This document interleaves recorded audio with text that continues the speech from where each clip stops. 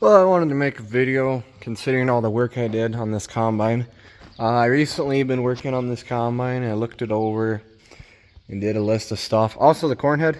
So when we bought this corn head, I don't know how long ago, they basically warned us it's a piece of junk, but we wanted something cheap. So that's what we got. We ran it a few years, just with all the parts we had, right? And then the deck plates were shot when we got it, but we still ran it a couple years. And the chains and sprockets. So probably 2020.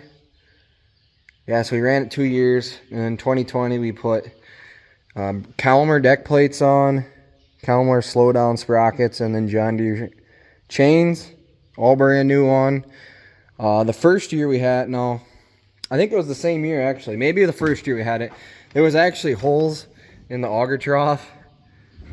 That was the first year. We never used any corn or combined any corn with it. So we bought the auger troughs, and then we didn't quite realize it was that much of a job because they tuck up underneath the row units. So if anybody's ever put auger troughs in a corn head, you know it's a bigger job than you would hope for. But anyway, it has all new auger trough in it. You can still see the paint. Basically new deck plates, basically new sprockets and chains here. And then this year, the deck plates, or not the deck plates, the stock rolls, they were really junk too. I put all them on, and if you know how much those are, they're like $1,000 or more than $1,000 per row for the stock rolls. So we have the John Deere chopping rolls. I took all the rolls off and put all new ones on. And then it was this row here. I was taking the stock rolls off and I noticed the one barrel was loose, and it was actually a gear broke inside the row unit. So I had to take the entire row unit off, everything apart, and then I put a new triple gear in it. And the funny part is I had it in my hand, and it was only driving on the one side, and then the rolls would kind of hit each other. It actually broke the other side in my hand. So it's lucky we even got done last fall. But it's kind of like a ticking time bomb with the triple gear inside the row unit. Like, you can't tell until it's broke. And it's a decent job to get it because you got to take, if it's like this row, you got to take these snoots off, all these off, and back there where the snoots mount. And then you got to take the row unit off and take everything off it. So, yeah. It was also this roller cone got bent up at one point, and we had someone weld the auger piece back on where there was like a notch here that would catch grass when you're going along the fence, and it would wrap in there. So I kind of ground that smooth, so hopefully it catches less. I put new lights on, they all work, but basically it's faded kind of head. The paint isn't good on it, but mechanically this thing is brand new except the auger, but it's an auger. New floor, new stock rolls, new deck plates, new chains, new sprockets, everything. So it's basically a brand new head now. Old head I just greased or whatever. The combine, I did a pile of work to that too. We're gonna do oats and soybeans. The rasp bars were almost smooth, so I put all new rasp bars in the combine. The inner horizontal auger was razor sharp, so I removed all the augers, the boot, put a new one in. That's all good. There was a tie rod here. That one was completely shot, like really bad. I put that on new. What else did I do to this thing? Oh, the big job. So last year the oil pan gasket on the engine was leaking, and thought maybe the pan was cracked, but we couldn't find any cracks. So drain the oil and you lay on the walkers. If anybody has been on the walker access panel, you know it's not a fun place to be. And then there's a big plate underneath the engine. Take that off. Take off like the 20 bolts around the pan and then drop it. And of course when you drain it, you can't get all the oil out, so then you get oil all over you. And then actually before I took that off, I did pressure wash everything until it was halfway clean underneath there. So be under there in a pressure washer trying to clean, real fun. But cleaned the surface up, got both sides clean, the aluminum pan and the metal block. New gasket, tightened it, I ran it. I don't see a leak yet, but oats will be a good trial run if I did successfully fix the leak. Because it was to the point, it was leaking so bad that you had to add a quart or two of oil a day. And it's not because it was using oil, it's because it was leaking it. But as of now, the last couple hours it's ran since, it has not leaked, and I hope not.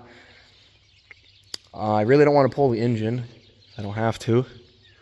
Or do that job again, because that was miserable laying on top of the walkers again.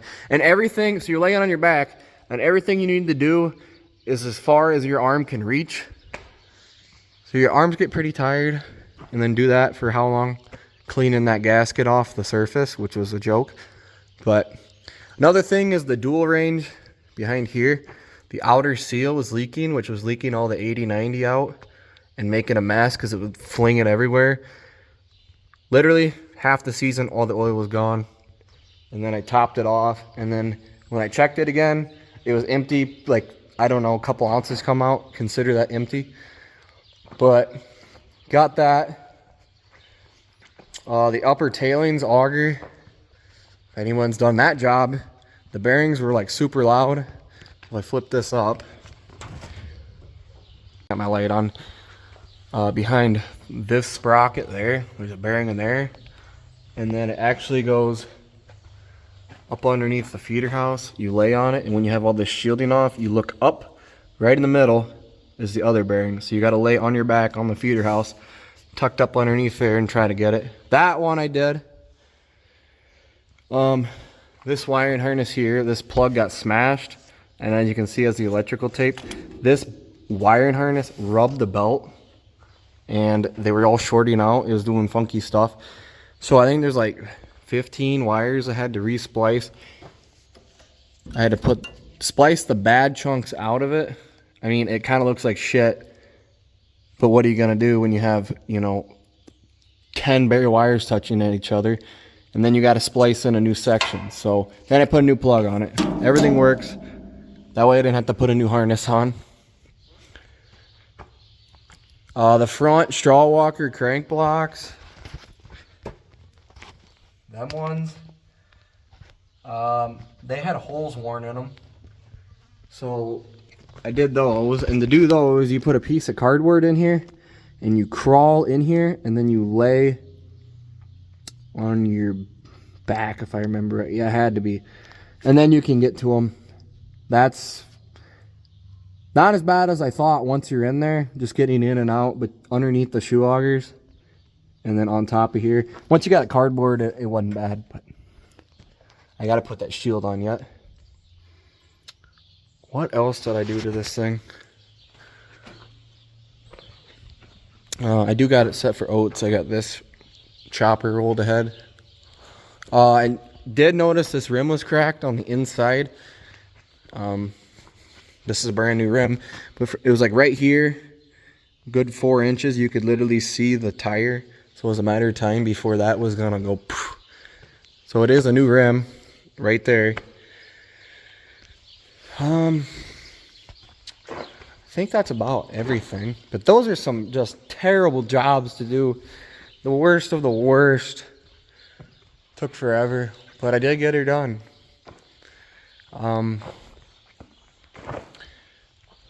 Yeah, I don't think I even put one belt or chain on. They all were good. So, but last year I put on like 15 new belts, I swear. Maybe not that much, but like 8 of them. But yeah, I pressure washed everything, got it all clean.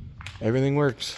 So hopefully it's another successful year with the old 9500. She'll probably cross 6,000 hours this year. But yeah, there it is. Between that and the corn head, it was a hell of a process. The corn head, the oil baths always leak. So I took them off and I pounded them straight because, they get little dents in them or whatever. Then I sanded all the paint off on both ends, and I used a good silicone. And it seems to be holding for the first time ever. But, yeah. We are going to use the 13-foot for oats, not the 18-foot, because we don't have a header cart for this yet. And we've always just combined with the 13. So, I don't know. We do need to get shafts yet.